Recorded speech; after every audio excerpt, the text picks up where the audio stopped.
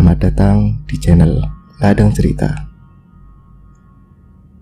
Kali ini saya akan membawakan cerita hilangnya Mbok Muji. Aku memiliki seorang tetangga bernama Mbok Muji. Ya, begitulah orang-orang memanggilnya.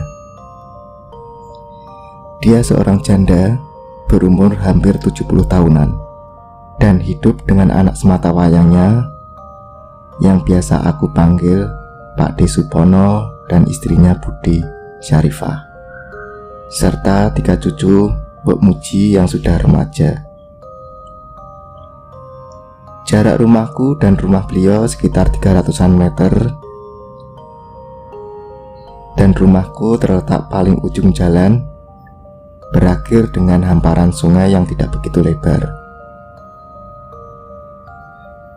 Meski si Mbok tergolong lansia, tapi kondisi badannya masih bugar. Terbukti setiap hari dia mencari belarak sawit untuk dia seset menjadi sapu lidi dan dikumpulkannya agar bisa dijual kepada pengepul sapu. Belarak sawit itu dia cari di perkebunan milik perorangan yang letaknya 200 meter ke belakang rumahku. Jadi, setiap Mbok Muji mencari belarak, dia melewati belakang atau dari depan rumahku.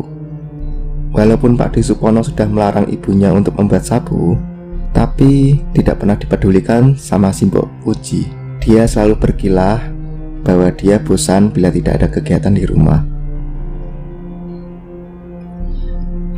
Hari itu hujan gerimis dari subuh hingga pagi. Suamiku berniat akan di rumah saja. Kami memiliki usaha peternakan ayam potong yang tidak terlalu banyak dan memiliki 2 pekerja yang selalu berada di peternakan. Selain itu, ada lahan yang tidak terlalu lebar yang kami tanami sayuran. Jadi tidak akan ada yang ngamuk jika suamiku bolos kerja. Dan di rumah, aku memelihara puluhan bebek sebagai kesibukanku. Maklumlah, aku hanya ibu rumah tangga biasa, dan telur bebeknya lumayan sebagai tambahan uang belanja. Aku dan suami duduk di teras belakang rumahku.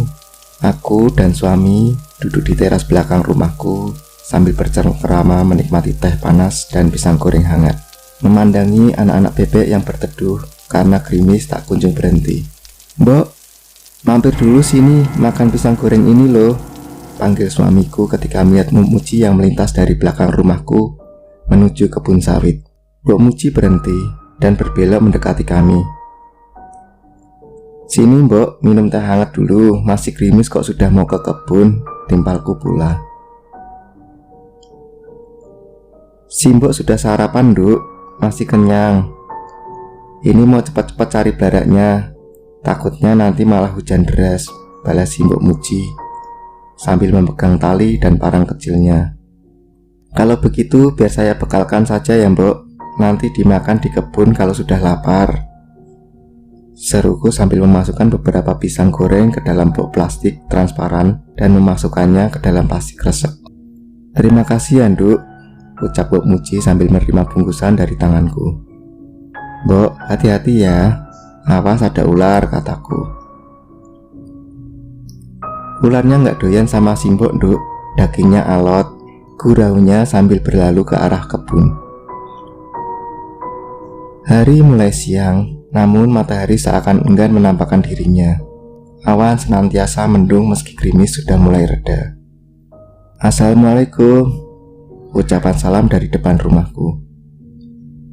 "Waalaikumsalam warahmatullahi wabarakatuh," balasku sambil membuka pintu. "Suamimu ada Nduk?" tanya Pak D. Supono dengan raut muka cemas. "Ada di belakang rumah Pak D, lagi memperbaiki atap kandang bebek," jawabku. Pak D. Supono langsung ke belakang lewat samping rumah. Aku yang penasaran ikut ke belakang melalui dapur untuk sengaja mendengarkan apa yang mereka bicarakan, karena kelihatan serius sekali. "Leh, kamu lihat si Mbok gak?" tanya Pak D pada suamiku. "Saya lihat si Mbok pagi tadi saat beliau mau pergi cari belarak dan memang lewat sini," ucap suamiku yang masih di atas atap kandang bebek. Ini sudah jam 3 leh. Kok si Mbok belum pulang ya? Saya jadi khawatir nih, karena saya dan anak-anak sudah tanya ke sana kemari, tapi si Mbok gak ada. Tambah Pak D sambil mengerutkan alisnya. Gimana kalau kita cari dalam kebun? Siapa tahu si Mbok terluka dan susah jalan mau pulang, kata suamiku sambil menurunin anak tangga yang dia pakai untuk memanjat ke atas atap. Mereka lalu bergegas memasuki kebun dan mencari si Mbok. 3 jam sudah berlalu sejak kepergian mereka. Akhirnya suamiku tiba sampai rumah tanpa menemukan Mbok Muji. Mereka berniat selepas sholat maghrib akan melakukan pencarian beramai-ramai dengan warga yang lain. Gerimis mulai turun lagi. Suara kilat mulai terdengar meski tidak terlalu kuat. Suamiku masih memasang jaring mengelilingi kandang bebek. Gunanya agar anjing liar atau musang tidak masuk dan memangsa anak-anak bebek. Sudah mau pergi mas, kataku di teras belakang sambil mengamati suamiku. Iyalah, kamu jaga rumah ya. Nanti Saiful dan Ari datang kemari untuk menemani kamu selama mas pergi, ucap suamiku. Aku mengangguk saja sambil terus mengamati suamiku yang mengambil senter, topi, dan jaketnya lalu bergegas pergi. Benar saja, setelah itu Saiful dan Ari datang ke rumah. Mereka adalah 2 remaja SMA, sepupu suamiku yang rumahnya juga tidak jauh dari rumahku. Ri, kakak masuk ke kamar dulu ya. Kalau mau lihat TV dinyalakan saja, kataku pada Ari. Iya mbak, saut Ari tanpa melihatku karena mereka berdua sudah asik bermain catur di ruang tamu. Di dalam kamar, aku membuka HP-ku sekedar mendengarkan lagu. Tak terasa sudah sejam juga suamiku pergi. Aku mencoba menghubungnya bermaksud menanyakan keberadaan si Mbok Muji. Tapi sayangnya HP suamiku tertinggal di atas meja rias. Mbak, buka pintunya mbak. Suara Ari mengagetkanku. Ada apa Ari? Kataku sambil membuka pintu kamar. Mbak, kami dengar suara orang batuk di belakang mbak. Itu orang mau maling kali mbak. Ayo mbak kita intip, ucap Ari agak setengah berbisik. Aku dan kedua remaja itu mengendap di dapur. Ari yang bertubuh lebih besar dari aku dan Saiful mengintip dari jendela kecil di sudut dapur. Tuh kan mbak, apa aku bilang? Bayangan orangnya kelihatan. Sepertinya dia bersembunyi di balik kandang bebek, kata Ari antusias. Saiful dan Ari pun mengambil parang, pisau, dan kayu panjang untuk senjata dan menangkap si maling. Mereka berdua keluar dari samping rumah, sementara mereka melarangku keluar karena kondisiku yang tengah hamil. Saiful dan Ari jalan mengendap dan degup jantungku sudah tidak karuan. Hingga sampailah mereka di belakang kandang bebek. Mbak, cepat kemari mbak, teriak 2 remaja itu. Aku langsung membuka pintu belakang rumahku dan langsung berlari ke arah mereka. Astagfirullahaladzim, Mbok Muji, bekikku. Aku sangat kaget melihat Mbok Muji yang bersender di dinding kandang bebek. Dan sebelahnya ada gulungan belarak yang sudah diikat dan terselip parang kecil diikatkan talinya. Bagaimana bisa Mbok Muji melewati jaring yang dipasang keliling dengan membawa belarak sebanyak itu tanpa membuka ikatan jaring yang sudah dipasang suamiku selepas maghrib tadi? Saiful membuka jaring yang tingginya sedada orang dewasa itu. Kami langsung masuk ke dalam untuk menyadarkan Mbok Muji. Mbok Muji, Mbok bisa dengar saya mbok? Kataku berulang kali. Kita angkat saja mbak, bawa ke teras, usul Saiful. Kami bertiga mengangkat Mbok Muji yang sudah sangat lemas dan mata yang tertutup rapat itu. Meski badannya kurus, tapi kami bertiga kewalahan mengangkat beliau. Pelan kami angkat dan kami letakkan di teras belakang rumahku.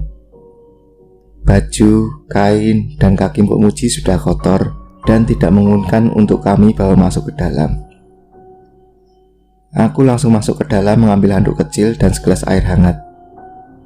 Kusapu seluruh wajah Mbok Muji yang basah terkena tetesan gerimis dengan handuk kecil. Kubersihkan tangan dan bajunya. Kulihat kakinya tanpa sandal nampak berkerut. "Mbok, istighfar Mbok."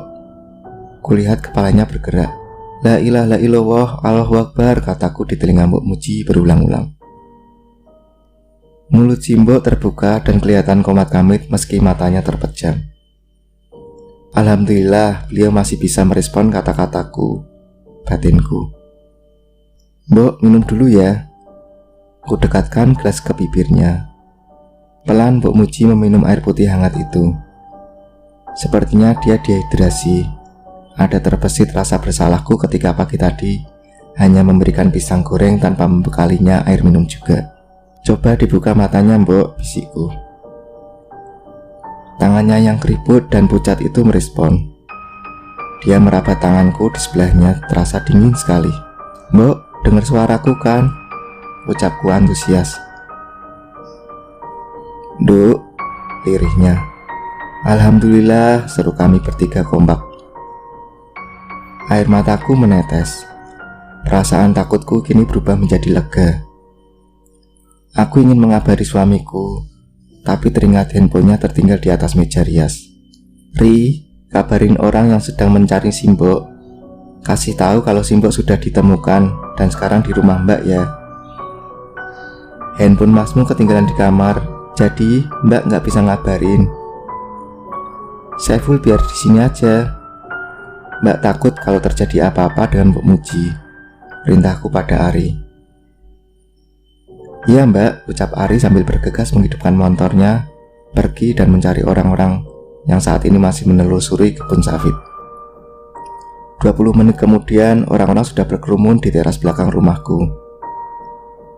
Tak terkecuali anak, menantu, dan cucu-cucu Mbok Muji. Pak De Supono langsung memeluk ibunya bahagia ketika berjumpa dengan Mbok Muji. "Mbok, kenapa bisa begini?" "Terima kasih ya Allah, masih memberikan kesehatan untuk mbokku," ucap Pak De Supono sambil menangis. Suamiku mengambil becak pengangkat pakan ayam untuk mengangkat Simbok ke rumahnya. Karena lumayan susah jika harus menggotong beliau. "Mas, ada yang aneh deh dengan Mbok Muji," kataku pada suami ketika kami sudah ada di dalam kamar. "Aneh apanya, Dik?" tanya suamiku.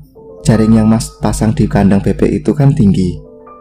Belum lagi jaring yang Mas simpul itu kan susah bukanya. Lah, tiba-tiba Simbok sudah ada di dalam jaring dan bersender di dinding kandang. Serta buntilan belarak yang banyak itu tanpa merusak jaring dan membuka ikatan jaringnya," jelasku pada suami. "Iya ya, kalau memang Simbok mau bersandar kenapa nggak langsung di teras belakang saja? Atau sekalian mengetuk pintu belakang," kata suamiku yang mengerutkan alisnya keheranan. Akhirnya kami tidur malam itu sambil menyimpan rasa penasaran pada Mbok Muji. Sebenarnya apa yang sudah terjadi seharian ini padanya. Siangnya aku bersiap-siap mau menjenguk Mbok Muji setelah mendapatkan izin suamiku yang berada di peternakannya. Aku juga sudah mempersiapkan buah tangan yang akan aku bawa untuk melihat keadaan Mbok Muji. Meski baru 6 bulan aku pindah ke sini setelah menikah, aku memang sering berinteraksi dengan Simbok. Beliau selalu singgah ke rumah jika pergi atau pulang dari mencari belarak. Sekedar basa-basi dan ngobrol ngalor ngidul jika aku sedang memberi pakan bebek atau membersihkan kandang di belakang rumah. Beliau seseorang yang humoris dan periang, selalu memberi wejangan nasihat dan sering bercerita masa lalunya ketika masih bersama almarhum suaminya. Rasanya gak sabar pengen lihat senyum Simbok dengan giginya yang hanya tinggal beberapa saja. "Assalamualaikum," seruku di depan rumah Pak De Supono yang memang pintunya sudah terbuka. "Waalaikumsalam. Mari masuk, Duk," sambut Budi Syarifah dengan senyum mengembang. Aku membuka alas kaki dan masuk ke dalam melihat kondisi Mbok Muji. Matanya berbinar menatapku. Beliau bersandar di kepala tempat tidur dan kulihat ada selang infus yang tergantung di sebelahnya. "Bagaimana keadaannya, Mbok?" kataku. "Alhamdulillah sudah enakan, Duk. Nggak tahu nih Syarifah, Mbok bilang nggak perlu dipanggilkan dokter, malah Mbok dicucuk jarum infus ini loh." Cerocotnya seperti biasa. Pak D. Supono dan istrinya juga ikut nimbrung. Aku menceritakan pada Pak D. Supono perihal keherananku dan suamiku yang kami bahas tadi malam. Simbo menarik nafas berat sambil menceritakan peristiwa yang dialaminya. Meski aku melarangnya karena Simbo belum pulih benar, tapi bukan Simbo namanya jika beliau tidak menuruti ucapan orang lain. Dan ini ceritanya Simbo Muji waktu hilang. Ketika Simbo masuk ke dalam kebun, dia bertemu dengan Surtini, teman sesama pencari belara. Surtini memberitahu Simbo kalau di ujung jalan perbatasan sungai ada tumpukan pelepah yang besar-besar. Karena kemarin dia melihat orang yang panen buah menurunkan banyak pelepah sawitnya. Mereka berdua bergegas ke arah yang diberitahu Surtini. Sambil mengobrol, mereka memisahkan belara dari pelepahnya. Ketika sudah kekumpul, Surtini kehilangan tali untuk mengikatnya. Akhirnya dia berpamitan pada Simbo untuk mengambil tali. Siapa tahu tertinggal di tempat awal dia datang tadi. Mbok Muji pun ditinggal oleh Surtini hingga beliau sudah selesai mengikat miliknya. Namun Surtini yang ditunggu-tunggu belum muncul juga. Simbo segan jika terus pulang tanpa menunggunya, karena tempat itu Surtini yang memberitahunya. Sampailah sejam Surtini tidak muncul. Mbok Muji bersandar di guluan belara sambil memakan pisang goreng yang aku bekalkan untuk beliau tadi. Namun orang yang ditunggu pun tidak nampak batang hidungnya. Akhirnya Simbo memutuskan untuk meninggalkan Surtini dan akan segera pulang.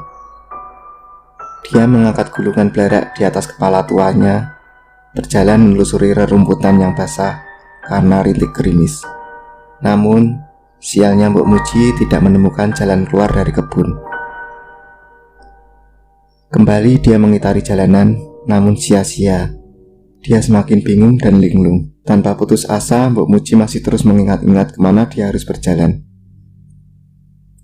Sampai dirasakannya kering tenggorokan. Hausnya tidak bisa ditahan lagi. Diingat jika tadi dia melihat sungai. Ditelusuri pinggiran kebun sawit itu dan menemukan sungai. Dia berhenti sambil menurunkan gulungan belara dari atas kepalanya dan meminum air sungai yang terasa segar. Barulah Mbok Muji teringat. Sekian puluh tahun dia tinggal di situ, kenapa dia baru melihat sungai jernih? Bahkan ikan yang berenang kesana kemari pun kelihatan dengan jelas. Beda sekali dengan sungai yang dia lihat selama ini. Air yang keruh berwarna kuning. Mbok Muji mulai merasa gelisah. Diperhatikan sekelilingnya yang terasa asing. Dia berjalan ke sana kemari dan ditemukanlah pemukiman penduduk yang ramai sekali. Mereka berlalu lalang tanpa saling menegur sapa. Siapa mereka ini? Kenapa tak satu orang pun aku yang kenal? Begitulah batin Mbok Muji. Dan lebih anehnya, mereka semua berpakaian hampir sama. Dan raut wajah mereka tanpa ekspresi alias datar saja. Mbok Muji masih terus berjalan. Semakin dia menelusuri jalanan itu, semakin membuat dia kebingungan. Semuanya terasa asing. Rumah penduduk yang berjajar di pinggir jalan pun tidak pernah dia lihat sebelumnya. Dari jauh dia melihat pohon rindang di antara ramainya orang yang berlalu lalang. Dia mempercepat langkahnya menuju pohon rindang itu, dan segera dia bersandar di batang pohon dan duduk di atas akar besar yang menyembul keluar tanah. Dia melepas tudung kepalanya dan mengelap keringat yang sedari tadi sudah bercucuran di sekitar leher dan wajahnya. Mbok Muji mulai berdoa, memohon pada Allah agar dia segera menemukan jalan pulang. Angin yang membelai wajahnya membuat matanya mulai merasa ngantuk. Tapi seketika matanya dibuat heran. Di depannya ada sesosok bocah laki-laki, kisaran umur 10 tahunan, sedang menatap tanpa mengalihkan pandangan. Dengan jarak yang tidak begitu jauh, Mbok Muji bisa melihat jika anak itu memandangnya dengan perasaan aneh. Bocah laki-laki yang duduk di teras rumahnya itu hanya mengenakan celana hitam sebawah lutut dan tidak memakai baju, tapi memakai ikat kepala dari kain kecil yang melilit di keningnya. Kini Simbok tidak menghiraukan bocah itu. Hanya sesekali dia melirik dan si bocah masih terus memperhatikannya. Selang beberapa menit, datang seorang perempuan muda, cantik dan berkulit putih, memakai kebaya, membawa sebotol air yang terbuat dari kaca, mendekati Mbok Muji. Gadis muda itu menawarkan air yang dibawanya. Setelah itu, dia berlalu dari Mbok Muji. Dengan senang hati si Mbok Muji menerimanya. Perlahan dia membuka tutup botol itu dan tiba-tiba si bocah laki-laki tadi merampas botol minumannya dan langsung membantingnya di atas akar pohon hingga pecah berserakan. "Kok kamu banting, Leh? Itu minuman Simbok loh. Gak sopan kamu ya sama orang tua," geram Simbok bercampur kaget karena tiba-tiba bocah itu merampas minumannya.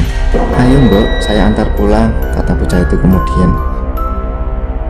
"Lah, kamu apa tahu rumah Simbok ada di mana?"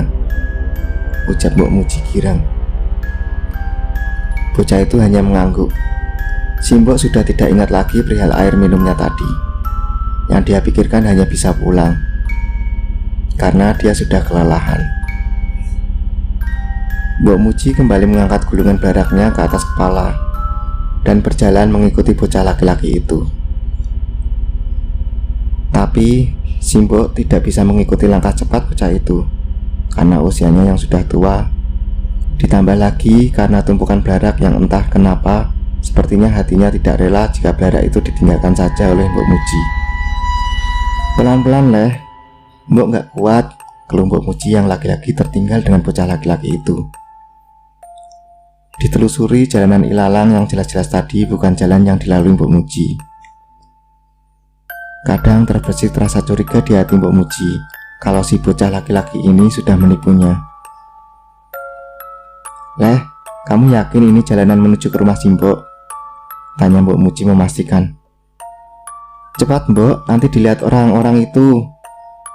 Itu saja jawaban si bocah jika Mbok Muji bertanya padanya.